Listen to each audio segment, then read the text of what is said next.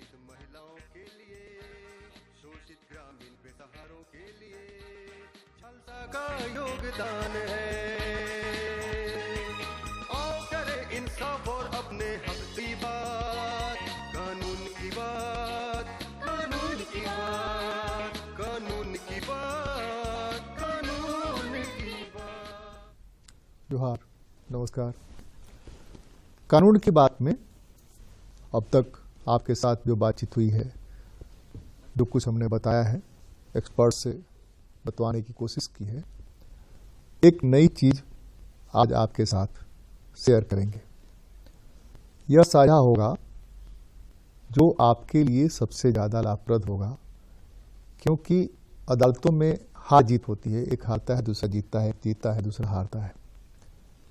विधिक सेवा प्राधिकार में यह प्रावधान किया गया कि मध्यस्थता के माध्यम से चीज़ों को सुलझाया जाए और उसमें न कोई हारे न कोई जीते, आपस में मिल करके दोनों मामले को सुलझा लें और उसमें मध्यस्थ की भूमिका निभाए। इसके लिए जो व्यवस्था पहले से चली आ रही थी, उस व्यवस्था के अतिरिक्त इस वर्ष करीब 2-3 महीने पहले मध्यस्थता कानून बना है और उस पर राष्ट्रपति का सिग्नेचर हो गया है, वो सारा कुछ हो गया है। तो ये नया कानून मध्यस्थता में कितनी अहम भूमिका निभा पाएगा और इससे कितना ज़्यादा लोग लाभान्वित होंगे, आज कानून की बात में इसी पर चर्चा करेंगे। हमारे साथ इस बात पर चर्चा करने के लिए अपना वर्मा जी हैं, जो हाई कोर्ट में प्रैक्टिशनर है और झालसा की मध्यस्थ। स्वागत है आपका, नमस्कार। एक तो जो मध्यस्थता कानून 2023 है, ये क्या है, पहले ये समझना चाहेंगे और बनाने का मकसद क्या, क्यों बनाने की जरूरत पड़ी? ये आप, हम और सभी लोग समझते हैं और जानते हैं कि मध्यस्थता हमारे समाज की कोई एक नई चीज नहीं है। ये बड़ी ही पुरानी परंपरा है और सदियों से चली आ रही है। हम अपने पौराणिक विषयों को यदि पढ़ते हैं और समझते हैं तो मध्यस्थता हमेशा से हमें अपने जीवन में दिखाई देती है। और ये मध्यस्थता कुछ दिनों से हमारे कानूनी तौर पे भी इसको लागू किया गया था और अब इसको एक कोडिफाइड लॉ के तहत मध्यस्थता कानून 2023 अक्टूबर में एक अपने स्वरूप पे आ गया। ये मध्यस्थता एक तरह की एक मजबूत नींव समूचे भारत में, जिसमें किस प्रकार से मध्यस्थ लोग आचरण करें, कैसे इसमें मध्यस्थता के तहत लोगों को फायदा पहुंचाया जाए, उस सारी चीजों को एक स्ट्रक्चर के रूप में, एक कोडिफाइड रूप में एक कानून को बनाया गया। ये कानून बना, इसमें बहुत सारी चीजों को समाहित किया गया। जैसे इसमें आजकल जैसे अब हम लोग नई तरह से ऑनलाइन हियरिंग करते हैं, विजुअल हियरिंग करते हैं, तो इसमें ऑनलाइन मीडिएशन का प्रावधान किया गया और एक कम्युनिटी मीडिएशन एक नई चीज है जो कि हमारे समाज की बहुत बड़ी जरूरत है, जिससे हमारे समाज की पीस और सामाजिक सौहार्दता बनी रहे। उसके लिए एक कम्युनिटी मीडिएशन लाया गया और फॉरेन मीडिएशन भी, जिसमें सिविल और कमर्शियल मीडिएशन को प्राथमिकता दी गई है। ये सारी चीजों को कोडिफाइड रूप में एक कैसे कैसे किया जाएगा, एक प्रकार से आप बोलेंगे कि एक मजबूत संरचना के तौर पे इसको लिखा गया है और उतारा गया है। अभी जो स्ट्रक्चर है, उस स्ट्रक्चर में ये है कि हाई कोर्ट में जजेज जो चाहते हैं कि ये मध्यस्थता में जाए, या जज जो भेजते हैं या जो भेजना ही है, दोनों स्थितियों में वो आता है झालसा सेक्रेटरी के पास। झालसा सेक्रेटरी उसको मध्यस्थ को डिस्ट्रीब्यूट करते हैं। दो तरह के मीडिएटर हैं, एक एडवोकेट मीडिएटर है, एक सब्जेक्ट एक्सपर्ट मीडिएटर है। इन मीडिएटर के पास चीजें जाती हैं। इस कानून के बनने के बाद सुप्रीम कोर्ट के कई वर्डिक्ट आए, जो झारखंड में भी जब उद्घाटन हो रहा था हाई कोर्ट का, जज साहब ने कहा कि हमें जितने मध्यस्थ चाहिए उतने मध्यस्थों की बहुत कमी है और मध्यस्थ चाहिए। तो ये मध्यस्थता का जो डिस्ट्रीब्यूशन है, जो केसेस आते हैं, मामले आते हैं मध्यस्थता करने के लिए, उसमें भी कोई बदलाव आएगा क्या? ये बदलाव नहीं आएगा। वो एक वस्तुतः, जैसा कि मैं भी इसको देखी हूँ, सुनी हूँ, कि वो उसी तरह से चला आएगा, लेकिन इसमें एक सर्विस प्रोवाइडर की भी व्यवस्था की गई है और इसमें एक MCI बनाने का प्रावधान है, जिसको मीडिएशन काउंसिल ऑफ इंडिया कहते हैं। वहाँ सारे मध्यस्थों का सूचीबद्ध तरह से पंजीयन होगा और कितने लोग जहाँ पे हैं मध्यस्थ, उन सबका एक प्रोफाइल बनेगा, रिकॉर्ड बनेगा और उसमें सब तरह के मध्यस्थ जो अभी काम कर रहे हैं, पहले भी हैं, वो सारे मध्यस्थ रहेंगे। और सर्विस प्रोवाइडर के तहत लोग अपनी जो मध्यस्थ में जाना चाहते हैं, एक तो प्री लिटिगेशन मध्यस्थता को भी इसमें प्राथमिकता दी गई है कि बहुत सारे केसेस को मस्ट कर दिया गया है कि आप सिविल और कमर्शियल डिस्प्यूट्स है कि आप इसके सारे मध्यस्थता में ही जाएं, उसमें अपनी बातों को रखें, समझें और वहां पे नहीं होने के पश्चात ही आप इसे कोर्ट का रुख करें, क्योंकि कोर्टों पे बहुत ज्यादा ही दबाव है जी, बहुत ज्यादा बर्डन है और ये टाइम टेकिंग है, बहुत सी कॉस्ट इसमें जाता है और क्या इसका परिणाम आएगा वो भी 10 साल 15 साल 20 साल लग जाते हैं। और देखिए जो कोर्ट की व्यवस्था है वो तो 3 टियर है, एक जगह से आप जीतते हैं, दूसरी जगह से हैं, तीसरी जगह, ये तो समय लेने वाली प्रथा है ही। मगर मध्यस्थता के तहत तो जैसे आपने शुरुआत में कहा कि विन विन सिचुएशन है, किसी ना किसी को तो कुछ मिलना ही है। अगर आपको लगता है कि मुझे कुछ नहीं मिला तो आपकी समय की बचत हुई और मानसिक शांति की जरूरत आपको प्राप्ति हुई है। ये जो नया मध्यस्थता जो कानून की तरफ बना है, इसमें एक कम्युनिटी जो आप मीडिएशन की जो मैं अभी बात कर रही थी उसको उस पर बहुत ही अहम जोर दिया गया है। हमारे जो बहुत सारी विवाद हैं कम्युनिटी में, लड़ाई झगड़ा, तो उसमें किस तरह से उसमें मध्यस्थ अपना काम भूमिका निभाएंगे। उसमें है 3 मध्यस्थ रहेंगे, कुछ कम्युनिटी के लोग रहेंगे, सोसाइटी के रिप्रेजेंटेटिव्स रहेंगे और उसमें अपनी बात को बोलेंगे और वो मध्यस्थता बाइंडिंग रहेगा सभी पे। इसको कैसे आपको आगे इसमें एक्ट करना है, क्या करना है जो कि सामाजिक समरसता न बिगड़े, और वो एक रिटन डॉक्यूमेंट के तौर पे तैयार किया जाएगा और सभी पक्षों को इसमें सिग्नेचर्स रहेंगे। जिस तरह जूरी की व्यवस्था थी पूर्व में, जजेस के यहाँ की एक जूरी होती थी, जूरी मिलकर की चीजों को फैसला लेती थी, सबकी सहमति ली जाती थी, या अभी जो बेंच बनते हैं डबल बेंच, ट्रिपल बेंच या पूरा 6 का बेंच या पूरा पीठ बनता है, उस तरह की कोई व्यवस्था है क्या इसमें? और इससे जो आप बता रही हैं कि कम्युनिटी मीडिएशन जो होगा, उस मीडिएशन में कई स्टॉक होल्डर हो जाते हैं। एक स्टॉक होल्डर हो जाता है कम्युनिटी के मामलों में जहाँ दंगे फसाद हो रहे हैं, एक तो प्रशासन हो जाता है जो उसको कंट्रोल करने की जिसकी जिम्मेवारी है, दूसरे वहाँ 2 पक्ष तो ऐसे ही हैं। नहीं, मैं अभी जो आपको बताई वो कम्युनिटी मीडिएशंस को कैसे रिजॉल्व किया है। तो ये जो डिस्प्यूट है, जो सबसे पहले संज्ञान तो वहाँ के स्टेक होल्डर्स, जैसे आपने कहा डिस्ट्रिक्ट मजिस्ट्रेट है जो वही लेते हैं, उनको ये पता चलता है। तो मान लीजिए 3 वहाँ मीडिएटरों की नियुक्ति होगी, उसमें उन मीडिएटर में एक तो मीडिएशन की जानकारी देने वाला व्यक्ति होगा, एक समाज का रिप्रेजेंटेटिव होगा, या एक दोनों तरफ के पक्षों के लोग होंगे। ऐसे करके व्यवस्था बनाई गई है। अभी जैसे व्यवस्था है ना कि कोई मामला हुआ, तसडीओ के यहाँ केस चल रहा है, फिर वहां से केस अगर हुआ तो फिर कोर्ट में आ गया, अब कोर्ट में भी चल रहा है या डिस्ट्रिक्ट मजिस्ट्रेट के यहाँ आ गया, तो अपने हिसाब से चलता रहता है। मूल रूप से जो इस तरह की अशांति होती है, उस अशांति को तुरंत रिजॉल्व करने की जरूरत होती है। तो वो उसी अशांति को जो कि एक बड़ा दंगे का स्वरूप ना ले, वो जैसे एक चिंगारी, जैसे यहाँ शांति समितियों की बैठक करके लोग कोशिश करते हैं कि इस तरह के मामलों में काबू पाया जाए, या बहुत सारे सोशल वर्कर हैं, बहुत सारी संस्थाएं हैं जो इनिशिएट करती हैं खुद से कि ये जो अशांति हो रही है, इस अशांति को कैसे रोके। बहुत सारे दंगों में हमारा अपना भी रोल रहा है ठीक करने में, उसको शांति स्थापित करने में, डीजी के साथ मिलकर के, डीआईजी के साथ, आईजी के साथ मिलकर के। हम ये कह रहे हैं कि ये जो ऑनलाइन कह रही हैं आप, तो online mediation, community mediation, online mediation कैसे संभव है? देखिए, सारी चीजों में तो ऑनलाइन मीडिएशन हो ही नहीं सकता है, जहाँ पे आपको अवेलेबिलिटी नहीं है, उसको आने में दिक्कत है। नहीं ना, ऑन स्पॉट जिस चीज का मीडिएशन करना है, ऑनलाइन मीडिएशन तो अपनी प्राथमिकता हो जाएगी। जहाँ पे ऑनलाइन मीडिएशन है वो किस तरह की मीडिएशन उसको ऐसे कर, मान ले कि वैवाहिक मामला है, कोई बंगलोर में बैठा हुआ है, कोई रांची में बैठा हुआ है, कोई दिल्ली में कोई बैठा हुआ है, कोई अमेरिका में बैठा हुआ है, उस तरह के मामलों में ऑनलाइन मीडिएशन हो जाता है। कमर्शियल डिस्प्यूट्स में भी हो सकते हैं। मान लीजिए किसी फैक्ट्री है, वो फैक्ट्री सेटअप कहीं है, वहाँ लिटिगेंसी कहीं और चल रही है, इसमें यदि हम मीडिएशन के मामले की तरह से इसको सुलझाना चाहेंगे तो ये ऑनलाइन होगा। कम्युनिटी मीडिएशन बेसिकली तो उसी मामलों में हो सकता है जहाँ की समाज की समरसता को व्यवधान पहुंचाने वाली बात होती है। दूसरी बात मैं ये कह रहा था कि बहुत सारे केसेस आ रहे हैं अभी चेक बाउंस होने के एनआईटी एक्ट में। जो एक्ट है, एक्ट बहुत कड़ा है, उसमें टाइम पर अगर फैसले लिए जाएं तो लोगों में एक भय होगा। जिस ढंग से भूंजा की तरह चेक सिक्योरिटी में बांटते हैं या ऐसे ही बिना ये अमाउंट लिखे हुए बिना कुछ ये दे देते हैं, और फिर वो मामला घूमता रहता है कोर्ट से मध्यस्थता में, हम इतना पर नहीं माने, वो इतना पर नहीं माने। इसमें कोई नई व्यवस्था है क्या कि इस मीडिएशन एनआईटी एक्ट भी इसमें शामिल हुआ है क्या? कुछ अलग प्रावधान किए गए हैं क्या कि आसानी से चीजों को निकाला जाए? जैसे कि आपने कहा कमर्शियल मामलों में या सिविल मामलों में पहले यहीं आना है, यहाँ के बाद वहां जाना है। हाँ, तो ये जो कमर्शियल मामले हैं और सिविल के मामले हैं, कमर्शियल भी आएगा क्या?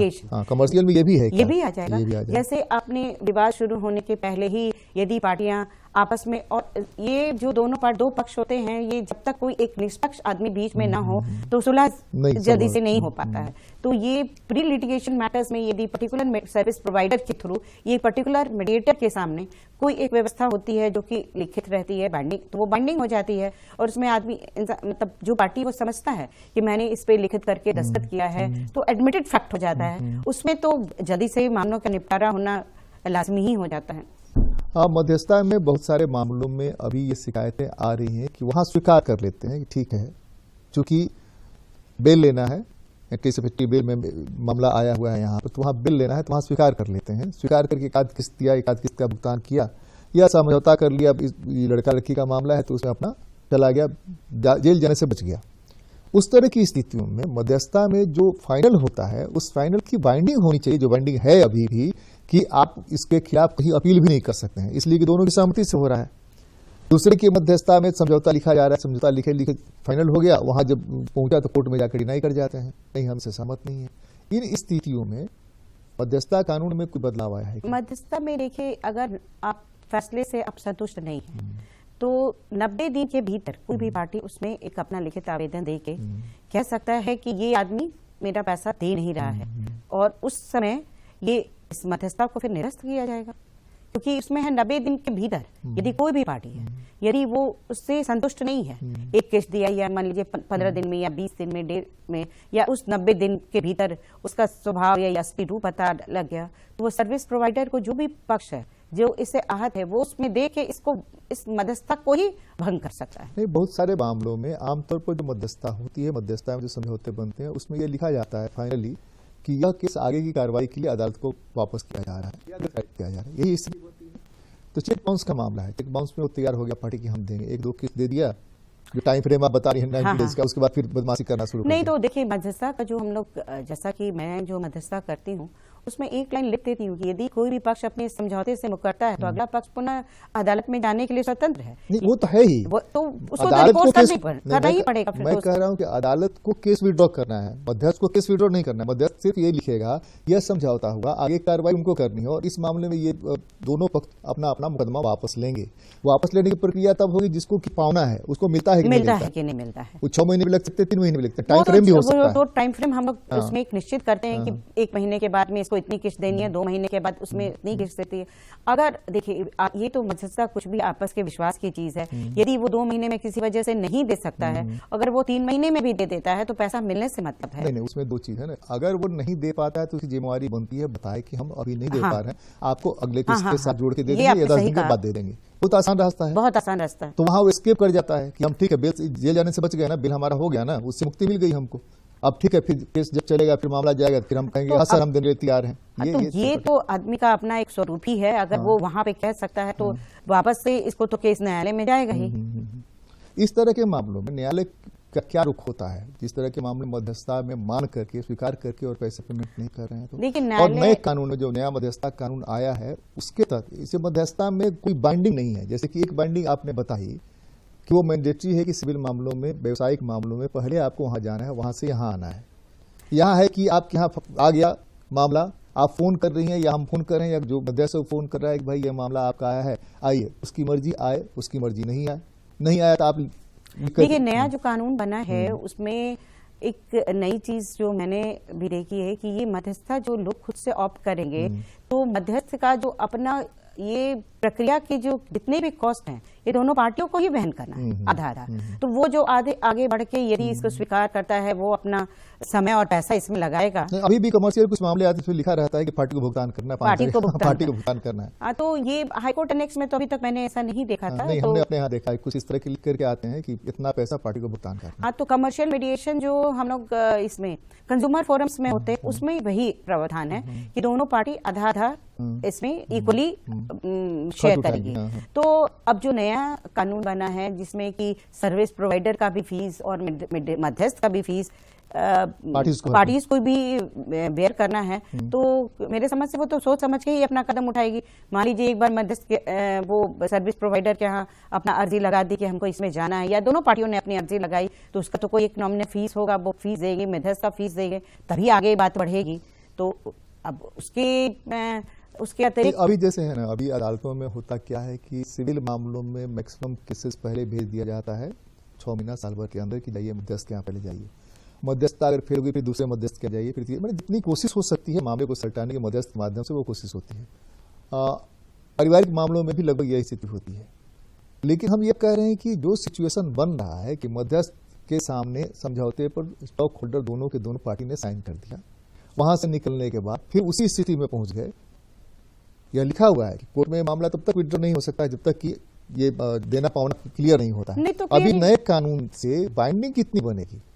बाइंडिंग तो ऐसा हमको नहीं लगता कि कुछ ऐसा बनने का है। वही स्थिति तो वही है, बाइंडिंग तो कमर्शियल में जाना ही जाना है, आपको जाना है, फीस देना है, तब आपको लगेगा कि पैसा हम दे रहे हैं, काहे के लिए पैसा बर्बाद करें। कमर्शियल में, सिविल में, किसी भी चीज में बाइंडिंग आप किसी को कह रहे कि आप भी आप स्वीकार कर रहे हैं ना, दोनों पार्टी स्वीकार करी तब ना मध्यस्थ नहीं, देखिए वो स्वीकार करने वाली बात नहीं है। आप अभी जो मैं पारिवारिक मामलों में देखती हूँ, मध्यस्थ में आते भी हैं, मुझे नहीं रखना, आप मुझे जेल भी दे दीजिए, फिर इसका क्या मामले होते हैं? आपने तो ऐसा दिखा ही होगा, इसका क्या बहुत सारे मामले होते हैं। इसका मतलब है कि एक पार्टी इतनी ज्यादा एरोगेंट हो गई है या इतनी ज्यादा विक्षिप्त हो गई है कि वो इनकी किसी भी शर्तों को मानने के लिए तैयार नहीं है। तो अंत में तो न्यायालय ही है, मेरिट तो वही होगा।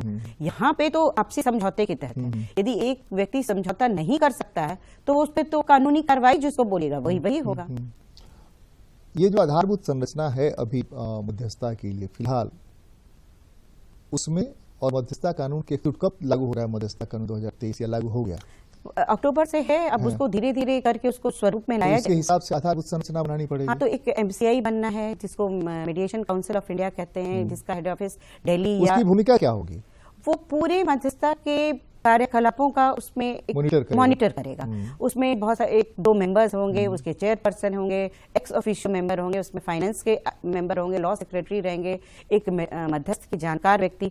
इन लोगों को मिला के एक काउंसिल बनेगी जिसमें सारे मध्यस्थों का सूचीबद्ध तरीके से जैसे पैनल बनता है या पंजीयन जिसको बोलते हैं वो किया जाएगा। उसमें जिसको मान लीजिए कोई मध्यस्थ ऐसे भी होते हैं जिनको अपना इंटरेस्ट है किसी पर्टिकुलर मैटर में, तो इन सब चीजों में वहां पे इस सब चीजों का एक तरह मॉनिटरिंग होगा। और अभी इसका हेड ऑफिस हम लोग मान के चलते हैं कि दिल्ली में, नहीं तो सेंट्रल गवर्नमेंट जहां भी चाहे इसका एक हेड ऑफिस बनेगा। प्रत्येक स्टेट में भी एक ऑफिस इसका बनने का प्रावधान है। वो प्रावधान डिस्ट्रिक्ट लेवल पर भी आएगा क्या? जैसे कि हमने शुरू में ही आपसे पूछा था कि अभी बांटने की भूमिका सदस्य सचिव की है। सदस्य सचिव सारे मामलों को मध्यस्थ को भेजते हैं, किसको कहाँ भेजना है, या अपना वो नंबरिंग कर दिए हैं कि एक सीरियल नंबर से सबके पास जाता रहेगा। तो इसमें फर्क क्या आएगा अभी सिचुएशन में? एक तो लीगल और वो जो काउंसिल की भूमिका क्या होगी? वो रजिस्ट्रेशन कर लिया, सूचीबद्ध कर लिया, पैनल बना लिया, तो उसकी भूमिका क्या होगी? जैसे कि अभी भी जो सदस्य सचिव के माध्यम से, मेंबर सेक्रेटरी के माध्यम से चीजें आ रही है, उसकी इतर भूमिका भी कुछ होगी क्या? उनकी होगी कि मीडिएशन को और बड़े रूप में पूरे भारत में किस तरह से फैलाया जाए। और मीडिएशन जैसे अब इंडस्ट्रीज में, हमारी सारी कंपनीज में, हर जगह अब वो जो लागू करना है उसका किस तरह से, किस नियम के तहत सारे जगह पे लागू होगा, ये ओवरऑल एक जो एक गार्जियन की तरह देखभाल करने की होगी, वही उस काउंसिल का होगा। आप अपने अनुभव से बताएंगे कि मध्यस्थता में केस का सेटलमेंट का प्रतिशत जो मीडियाज में आता है और जो है उसमें आगे भविष्य क्या दिखता है मध्यस्थता से चीज़ों को सुलझाने का? और कोर्ट पर जो बोझ है, कई केसेस तो रोज हो रहे हैं और बड़ी संख्या में जो आबादी हमारी बढ़ रही है, टंटे भी बढ़ रहे हैं, आबादी बढ़ रही है, टंटे भी बढ़ रहे हैं, हमारी ज़रूरतें बढ़ रही हैं, जरूरतों को पूरा करने की चीजें घट रही हैं, इन सब चीजों में टंटे बढ़ेंगे, तो उस स्थिति में क्या लगता है आपको? देखिए, प्री लिटिगेशन मुझे वैवाहिक मामलों में बहुत फायदेमंद कारगर करेगी। यदि केसेस कोर्ट में जब आ जाते हैं तो एक बड़ी ही विषम स्थिति उत्पन्न हो जाती है। लड़के वाले समझते हैं, वर पक्ष समझते हैं कि जब तुमने मुझे कोर्ट में खड़ा घसीटी दिया तो अब ठीक है, देख लेते हैं। लेकिन कोर्ट में आने के पहले एक जैसे घरेलू वातावरण में हम लोग अपनी चीजों को सुलझाते हैं, प्री लिटिगेशन वैसा ही हुआ। हम अपने घरों के मामलों में नहीं, एक न्यूट्रल मीडिएटर के सामने यदि केस कोर्ट में जाने के पहले आ जाए और लोग बड़ी आत्मीयता से अपनी चीजों को बता सके, तो उससे एक अंजाम तक ले जाने में ज्यादा आसानी होगी। पैसों के भी मामले में, लेन देन के मामले में, यदि अगर हम केस का रुख ले लेते हैं तो अगला आदमी भी एरोगेंट हो जाता है कि आपने मुझसे बिना पूछे, बिना सलाह के कि मेरी अभी परेशानी क्या है। अगर वो अगला पैसा देने की दिमाग स्थिति में भी हो तो कुछ किसी अहम की वजह से वो ना दे, तो थोड़ा एक अच्छे वातावरण में, कंड्यूसिव एनवायरनमेंट में यदि इसकी बातचीत हो जाती है तो सुलझने की संभावना प्री लिटिगेशन में मेरे अनुभव से वो ज्यादा होगा।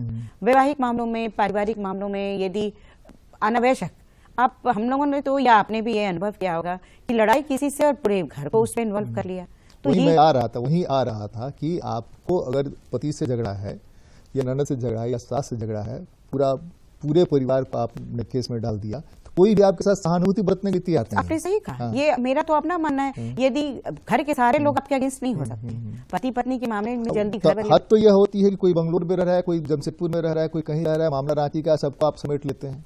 तो आपके पक्ष में बोलने की हिम्मत कोई नहीं करेगा कि कल को मुझे कोर्ट में खड़ा होके किसी के पक्ष में बोलना हो तो मैं अभी अपने भाई, अपने पति, अपने पिता के अगेंस्ट कैसे जाऊं? तो ये चीजें हैं कि प्री लिटिगेशन में सुलझने की बहुत संभावना है। और बहुत सारी चीजें हैं, मकान मालिक है, किराएदार है, पार्टनरशिप है, भाई का विवाद आप बोले, पति पत्नी तो एक चीज है। ये सारी चीजें यदि हम पहले मीडिएशन, जमीन के बंटवारे का मामला है, क्योंकि कोर्ट में तो दोनों का पैसा खर्च हो गया। जब एक अपने आप मुझे इतनी दूर तक ले आया तो चलिए और भी देख लेते हैं। हाँ, कितना दूर जा सकते हैं, कितने दूर जा सकते हैं। तो ये सारी चीजें हैं जो प्री लिटिगेशन है।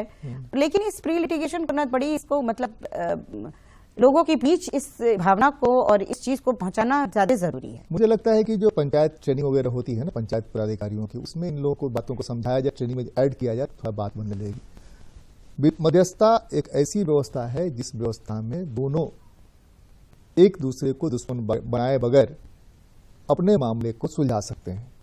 कोर्ट में हमेशा के लिए आप दुश्मन बनाते हैं, हारने पर भी और जीतने पर भी।